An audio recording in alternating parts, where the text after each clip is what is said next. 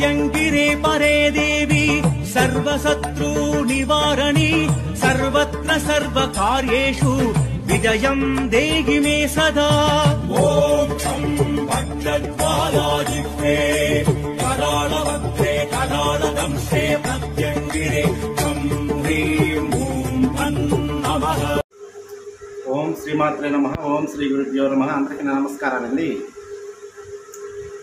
ఈరోజు వీడియోలో దోమావతి అమ్మవారి గురించి మీకు వివరంగా చెప్తాను బాబు. ఈ విధిని కూడా చక్కగా చేసుకోవాలని చాలామంది అని నాకు ఫోన్ చేశారు. ఈ విధిని చక్కగా ఆడవాళ్ళు కూడా చేసుకోవచ్చు, ఎవరైనా కష్టాల్లో ఉన్నప్పుడు మగవాళ్ళు కూడా చేసుకోవచ్చు బాబు. ఈ అమ్మవారి ప్రత్యేకత ఏంటంటే మనలో ఉన్న దరిద్రాన్ని ముందు తీసేస్తారు అమ్మవారు. ఈ అమ్మవారిలో ఉన్న ప్రత్యేకత ఏంటంటే ఈ అమ్మవారిని మనం ఏది ఇమ్మని అడగకూడదు, మనలో ఉన్న దరిద్రాన్ని తీసేయమన్నారు. అంత శక్తివంతమైన దేవత బాబు. చాలా ఈ అమ్మవారు శ్మశానంలో ఉండే దేవత బాబు. తెల్ల చీర కట్టుకొని ముట్టలు పడిపోయిన చర్మం. ఈ అమ్మవారిని వృద్ధ కాళీ అంటారు. కాళీ స్వరూపం అమ్మవారు. కాళికాదేవి స్వరూపమే. అంత శక్తి, చాలా పవర్ఫుల్ దేవత అన్నమాట. అయితే ఈ దోమావతి గురించి మీకు ఒకటి చెప్తాను బాబు. ఆ పరమేశ్వరుడు ధ్యాన స్థితిలో ఉన్నప్పుడు జగన్మాత అయిన పార్వతీదేవి వెళ్ళి బాగా ఆకలిస్తుందని స్వామివారిని అడగడం జరిగింది. అయితే స్వామివారు పట్టించుకోరు. అయితే అమ్మవారు తర్వాత మళ్ళీ కాసేపు ఆగి మళ్ళీ వచ్చి అడిగింది, మళ్ళీ బాగా ఆకలిస్తుంది. ఈసారి కూడా స్వామివారు పట్టించుకోరు. ఇకప్పుడు అమ్మవారి కోపం ఆక జగన్మాత అయిన పార్వతీదేవి స్వామివారిని అమాంతంగా మింగేస్తుంది అన్నమాట. మింగినప్పుడు స్వామివారి బాగా కోపం వచ్చి మూడో కన్ను తెరుస్తారు. మూడో కన్ను తెరిచి శాపం పెడతారు, వెధవాలుగా ఉండమని. పక్కన మింగేసావు కదా నువ్వు, ఇంకా నువ్వు వెధవగా ఉండు, ఇక పురుషు సాంగత్యం లేదని స్వామివారు శాపం పెడతారు. కాబట్టి అప్పటి నుంచి తెల్లచీర కట్టుకుని అమ్మవారు తెల్లచీర కట్టుకుని వెధవల్లా ఉంటుంది. అయితే స్వామివారి లోన మూడో కన్ను తెరవడం వల్ల ఆ వేడికి లోన నుంచి అమ్మవారికి పొగలు వస్తాయి.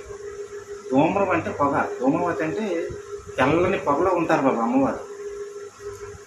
ఈ అమ్మవారిని వామాచారణ చేసిన వాళ్ళకి తెల్లని పొగలో చాలామందికి దర్శనం ఇచ్చింది బాబు.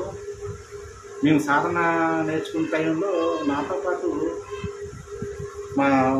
నా సహచరుడికి ఆయన దోమావతి ఎక్కువ ఇష్టం. దోమావతి మంత్రాన్ని చేసుకున్నా, నేను ప్రత్యేక మంత్రం చేసుకునేటప్పుడు ఆయనకి చక్కగా అమ్మవారు ఒక పొగల దర్శనం ఇచ్చారని చెప్పాను. నాకు చాలా అద్భుతమైంది. నేను ఆశ్చర్యపోయాను. అమ్మవారు అంత తొందరగా శీఘ్రంగా దర్శనం ఇస్తారు. మనల్ని ఎవరైనా సరే శత్రువులు బాగా బాధ పెడతారు అనుకో బాబు, అసలు అమ్మవారి చేతి అద్భుతం. అసలు ఉచ్చాటనానికి అసలు ఈ అమ్మవారు అసలు ఉచ్చాటనం పారిపోతాడు. అసలు ఊర్లో ఉండడా. అంత అద్భుతమైన మంత్రం అమ్మవారిది బాబు. ఈ అమ్మవారిని వామాచారం చేసేవారైతే శ్మశానంలో తప్పనిసరిగా చేయాలి. అది ఇప్పుడు ఈ కాలంలో కుదరదు బాబు. అయితే మనకున్న ఈ రోజుల్లో శ్మశానంకి వెళ్ళి ఏమైనా చేయాలన్నా సిటీలో ఉన్నోళ్ళు కుదరదు, పల్లెటూరులో ఉన్నోళ్ళు కుదిరింది బాబు. అయితే అక్కడ ఎవరైనా చేసుకోవాలి దర్శనాలంటే మా దగ్గరికి వచ్చి మంత్రోపదేశం తీసుకొని అది గురువుల సమక్షంలో చేసుకోవాలి. మేమన్నీ వివరాలు చెప్తాం కాబట్టి చేసుకోవాలి. అయితే దక్షిణాచారంలో ఎవరైనా చేసుకోవచ్చు, తప్పలేదు. అయితే మీ అందరికీ ఒకటి చెప్తాను బాబు. ఎవరైనా స్త్రీలైనా భయపడకుండా కొంతమంది ఈ దశమహావిద్యలు చేసుకునే వాళ్ళు ఉంటారు. అయితే మీ ఇళ్లలో ఫోటోలు పెట్టకూడదు అమ్మా. అంటే ఇళ్ళలో అంటే పూజా మందిరంలో పెట్టుకోమాట. సాత్విక దేవతల దగ్గర మనం ఈ ఉగ్రదేవతల్ని, ఈ దశమహావిద్యావతలను ఫోటోలు పెడితే ఇప్పుడు ఆ శక్తికి ఈ శక్తికి మ్యాచ్ అవ్వదు. అక్కడ పుట్టే శక్తికి ఈ శక్తికి మ్యాచ్ అవ్వక మధ్యలో కొంచెం వైబ్రేషన్స్ అన్నమాట, నెగిటివ్ వైబ్రేషన్స్ పడతాయి. అప్పుడు మీరు చాలా బాధపడతారు. ఏదో వల్ల ఏమో ఏదో తప్పుగా అనమాట. అలాగా అందుకని నేనేం చెప్తాను, వేరే గదిలో పెట్టుకోండి అమ్మవారు. ఒక పక్కన చక్కగా అమ్మవారి చిత్రపటాన్ని తెచ్చుకొని దోమావతి సాధన చేసుకోవాలనుకున్న వాళ్ళు అమ్మవారి చిత్రపటాన్ని తెచ్చి ఒక యాపపేట మీద అమ్మవారిని ప్రతిష్ఠ చేసుకొని చక్కగా ఎర్ర క్లాత్ పరుచుకొని వేపపేట తెచ్చి శుభ్రంగా కడిగి ముగ్గులు పెట్టి దాని మీద తెలుపు వస్త్రాన్ని పరుచుకొని అమ్మవారికి చిత్రపటాన్ని పెట్టుకోండి. చిత్రపటాన్ని పెట్టుకొని కలస్థాపన చేసుకున్న వాళ్ళు కలస్థాపన చేసుకోవచ్చు.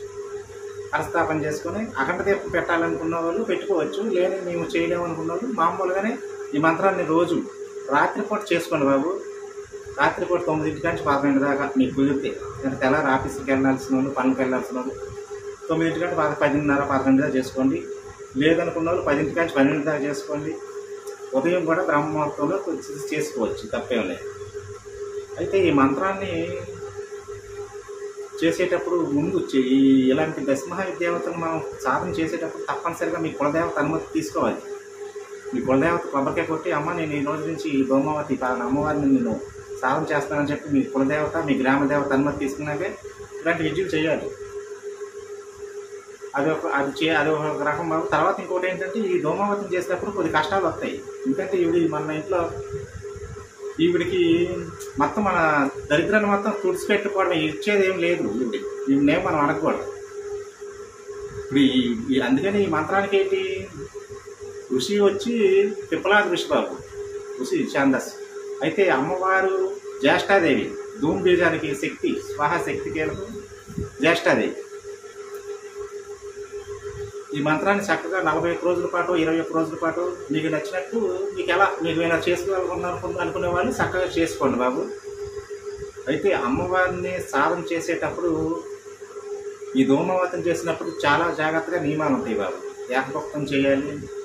మగవాళ్ళు అయితే పరాయి స్త్రీని చూడకూడదు. అందరిలోనూ అమ్మవారి తత్వాన్ని చూసుకోవాలి. ఏకభక్తం చేయాలి. భూసైనం తప్పకుండా చేయాలి. చేసి ఇలా సాధనలో దక్షిణాచారంలో చేసుకోండి. చేసుకున్నాక మీకు అద్భుతమైన ఫలితం తప్పకుండా వచ్చింది బాబు. ఇక మరొక మంచి వీడియోతో మిమ్మల్ని కలుసుకుంటాను బాబు. ఈ స్క్రీన్ మీద వచ్చిన చక్కగా మంత్రాన్ని మీరు రాసుకొని తప్పకుండా చక్కగా చేసుకోండి బాబు. ఓం శ్రీమాత్రే నమః. ఓం శ్రీ గురుభ్యో నమః. ఇదిగోండి బాబు, ఈ మంత్రాన్ని చక్కగా పేపర్ మీద రాసుకోండి. ఈ మంత్రంలో ఇంకొకటి చెప్పడం మర్చిపోయాను బాబు. మీకు ఎవరైనా శత్రువులు బాధ ఉన్నప్పుడు ఉచ్చాటనానికి ఈ దోమావతి మంత్రం చాలా అద్భుతంగా పనిచేసింది బాబు. శత్రువు దెబ్బకు పిచ్చెత్తి పారిపోతాడు. ఉచ్చాటనం జరిగింది బాబు. ఈ మంత్రాన్ని చక్కగా నేను ఒకసారి చెప్తే వినండి బాబు. ధూమ్ ధూమ్ ధూమావతి స్వాహ. ధూమ్ ధూమ్ ధూమావతి స్వాహ. ఈ మంత్రానికి ఋషి వచ్చి పిప్పలాది ఋషి బాబు. ధూమ్ బీజం వచ్చి శక్తి వచ్చి జ్యేష్ఠాదేవి. ఈ మంత్రాన్ని చక్కగా చేసుకోండి బాబు.